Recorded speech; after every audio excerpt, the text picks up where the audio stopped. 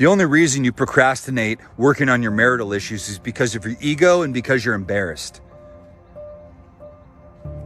It's because of your ego and because you're embarrassed, because you solve every other problem in every other area of your life.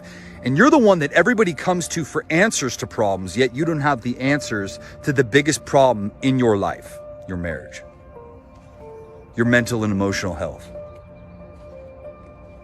And so your ego puts you in a position of, I can solve this problem. I have it figured out. But yet everybody in your life, ironically, is looking at you going, you don't have any answers because we're unhappy.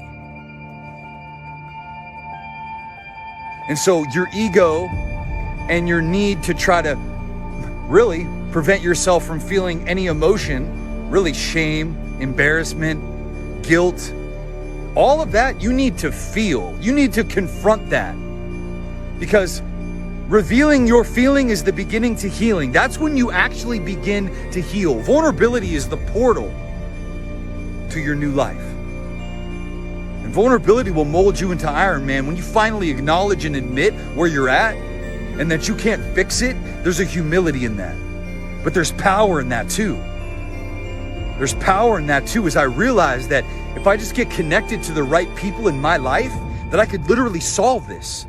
And I could put it all behind me. And I could have the life that I want, and the life that I deserve, and the life that the people in my life that love me deserve.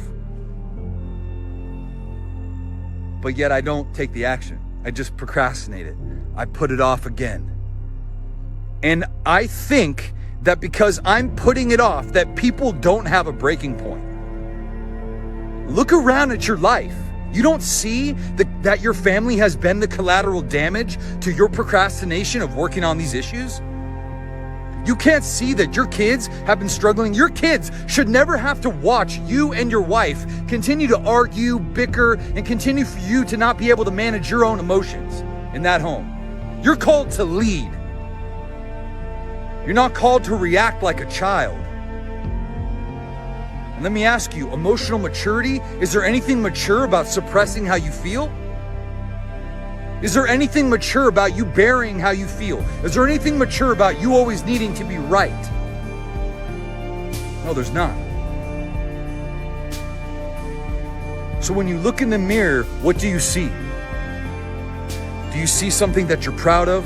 Do you see a man that you admire? Do you see a man that you look up to? Do you see a man that you respect? Because if you don't, then how much longer are you going to wait to change?